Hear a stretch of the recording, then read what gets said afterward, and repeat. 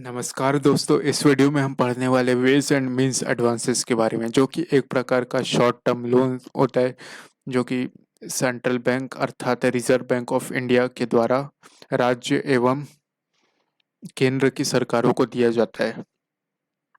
हाल ही में ये चर्चा में इसलिए था क्योंकि सेंट्रल बैंक ने अर्थात रिजर्व बैंक ने यह निर्णय लिया कि राज्य की सरकारों को कोविड-19 के दौरान आए उनके रेवेन्यू के शॉर्टफॉल में उन्हें राहत देने के लिए उन्हें वेज एंड मीन्स एडवांसेस की जो उनकी बोरोइंग लिमिट होती थी उससे 60% अधिक उन्हें अलाउ करेगा कि वे लोन ले सके इसके थ्रू।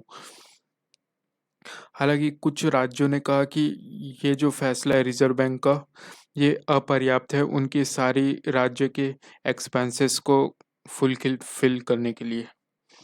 तो आइए जानते क्या है राज्यों की समस्या है। तो राज्य सरकारों का कहना है कि ये जो एक निर्णय लिया है ये सिर्फ एक टेम्पररी रिलीफ है और इससे उनके जो फिजिकल क्राइसिस है उसमें कोई बड़ा उन्हें राहत नहीं मिलेगी, ये सिर्फ एक मार्जिनल इम्पैक्ट होगा। फिर उनकी एक और अहम मुद्दा ये है कि जो वेज एंड मींस एडवांसेस का जो लोन रहता है वो बहुत शॉर्ट टर्म का रहता है। तो राज्य सरकार इतने कम समय के अंदर उनके पूरे प्रिंसिपल और उनके पूरे इंटरेस्ट को रिजर्व बैंक ऑफ इंडिया को वापस रिटर्न कर पाना उनके लिए बहुत ही मुश्किल होगा, क्योंकि उनके पास इस वक्त रेवेन्यू तथा आय के बहुत ही कम सोर्स बचे हुए हैं। और इसके अलावा जो अन्य बैंक है वो भी इन राज्य की सरकारों को लॉन्ग टर्म के लिए लोन देने से अ, उम, पीछे हट रही है, क्योंकि उनका बैंकों का ये मानना है कि इसके कारण अगर वे राज्य सरकारों तथा सरकारों को लोन देते हैं तो इससे उनकी लिक्विडिटी कम हो जाएगी। फिर इसलिए राज्य की सरकारों ने केंद्र की सरकार से ये डिमांड की कि वे जो physical responsibility and budget management act 2003 के अंतर्गत राज्य की सरकारों के ऊपर 3% का कैप होता है, जो कि उनके ग्रॉस स्टेट डोमेस्टिक प्रोडक्ट का 3% के बराबर होता है। उसे वे इस कोविड काल के दौरान टेम्पररी उसे हटाया जा सके वो कैप को। तो सेंटर चाहे तो ऐसा कर सकती है, वे fiscal responsibility and budget management act FRBM act 2003 के सेक्शन 5(3) को इन्वोक कर सकती है, जो अलाउ करेगा रिजर्व बैंक को कि वे जो सेंट्रल गवर्नमेंट की सिक्योरिटीज़ है वे उसे सब्सक्राइब करे, अर्थात उसे परचेस करे। इससे क्या होगा कि रिजर्व बैंक उन्हें उनसे उनकी सिक्योरिटी लेगा केंद्र एवं राज्य सरकारों से, तो उन्हें क्या देना पड़ेगा, इसके बदले कैश देना होगा, उन्हें पैसा देना होगा। तो इससे पूरे मार्केट में पैसा आएगा, गवर्नमेंट के पास पैसा आएगा, वो उन्हें अलग अलग अन्य पॉलिसीज़ में लगाएगी तथा इससे वे अपने इंफ्रास्ट्रक्चर के कार्यों तथा अपने कर्मचारियों की पेमेंट में लगाएगी। तो इससे पूरे मार्केट में क्या होगा, लिक्विडिटी आएगी। तो सेक्शन 5(3) कब इन्वोक किया जा सकता है, किसी स्पेशल ग्राउंड्स पे, जैसे कि एक्ट ऑफ वॉर या फिर नेशनल कैलेमिटी हो।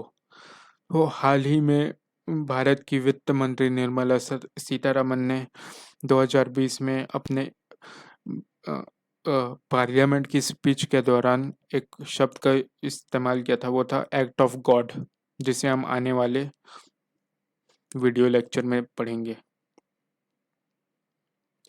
तो इसके अलावा जो रिजर्व बैंक ऑफ इंडिया है वो चाहे तो इन गवर्नमेंट सिक्योरिटीज़ का जो वो सेंट्रल गवर्नमेंट से परचेस करता है वो उसे सेकेंडरी मार्केट में उसे सेल कर दे तथा उसे अन्य किसी मार्केट में सेल कर दे। सेकेंडरी मार्केट का एक एग्जांपल है स्टॉक मार्केट।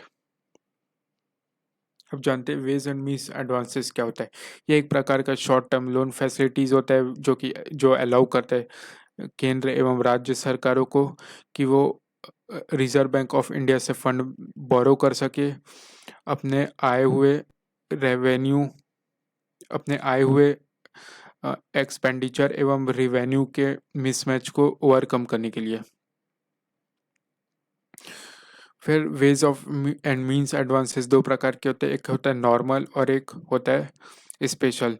तो अगर रिजर्व बैंक ऑफ इंडिया केंद्र या फिर राज्य सरकार को normal ways and means advance के अंतर्गत लोन देती है तो उन्हें किसी प्रकार का कोलेट्रल जमा करवाना नहीं होगा। लेकिन अगर उन्हें special ways and means advances लेना है तो क्या करना पड़ेगा, उन्हें गवर्नमेंट ऑफ इंडिया की जो सिक्योरिटीज़ है उसे as a collateral Reserve Bank of India के पास सबमिट करना होगा। अब आरबीआई के रिजर्व बैंक ऑफ इंडिया के रूल्स के मुताबिक जो normal ways and means advances की लिमिट रहती है वो राज्य सरकारों के पिछले 3 वर्षों के एक्चुअल रिवेन्यू और कैपिटल रिवेन्यू का एवरेज होती है। ये हुआ नॉर्मल WMA। अब अगर इस एवरेज जो हम निकाल लेते हैं उससे जो लिमिट तय होती है, अगर राज्य सरकार उससे ज़्यादा का लोन लेती है तो वो आ जाता है ओवरड्राफ्ट की कैटेगरी में। अब जो WMA ways and means advances loan एक प्रकार का क्या रहता है, शॉर्ट टर्म लोन्स रहता है, तो इसका टेन्योर रहता है 90 दिन का। और जब राज्य सरकारें ओवरड्राफ्ट फैसिलिटीज के थ्रू लोन लेती है तो उन्हें 21 दिन का एक्स्ट्रा टाइम भी मिलता है, लेकिन उन्हें एक्स्ट्रा इंटरेस्ट भी पे करना होता है। तो जब हम simple ways and means advances से लोन लेते हैं राज्य सरकार तो उन्हें रेपो रेट के बराबर का इंटरेस्ट रेट पे करना होगा। रेपो रेट होता है वो रेट जो कि आरबीआई चार्ज करती है बैंकों पे शॉर्ट टर्म मनी के लिए। अब ओवरड्राफ्ट क्या होगा, रेपो रेट प्लस 2%। ये था वेज एंड मीन्स एडवांसेस। धन्यवाद। बहुत